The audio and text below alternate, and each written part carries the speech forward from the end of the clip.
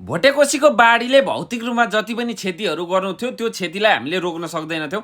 तर मानवीय रूपमा जुन अहिले क्षति भयो, तर यो मानवीय रूपमा भएको क्षतिलाई भने न्यूनीकरण गर्न सकिने धेरै अवस्थाहरू रहेछ होइन।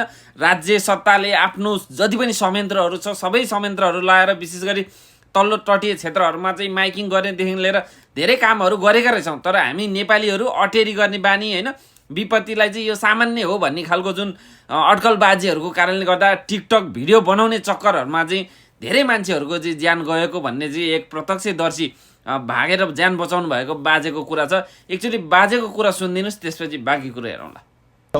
ठुलो छ, केही छैन, एउटा केही छैन। यहाँ त तैबिसी अलिकति भयो नि बजार देखाएको छ। प्रशासनले आधी घण्टा अगाडि चाहिँ खबर गरायो बाढी आउँदैछ। 20 मिनट त्यो 20 मिनटमा धेरैजना भाग्यो होला होइन? भाग्न चाहिँ हेर्नुहोस्, जो लोभी पापी छ त्यसलाई लिएर गए, जो म बाँच्छु भने त्यो बाँचे। सिधा भन्नुपर्दा ज्यान बचाउन चाहेको भए बचिन्छ। 20 मिनटमा धेरै सकिन्थ्यो। यहाँ हेर्नुहोस् त, बाढी आउँछ भने पुलमा बसेर सेल्फी खेल्ने मान्छे सबै लिएर गएको छ।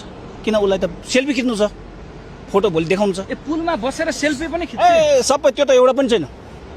त्यसरी पनि बसे जानकारी पाउँदा हेपेको, यति हेपेको तिनीहरूले त्यस्तो होइन। यो एउटा तपाईँले गम्भीर कुरा बताउनु भयो। पूर्व जानकारी हुँदाखेरि चाहेको भए जान बाँच्थ्यो। जनता भनेको कुकुर हो, न त प्रशासनले भने मान्छ, न आफूभन्दा ठुलोले भने मान्छ। हेर्नुहोस्, न आफन्तलाई केही गन्छ। यो अहिलेको मानिस भनेर मानिस छैन।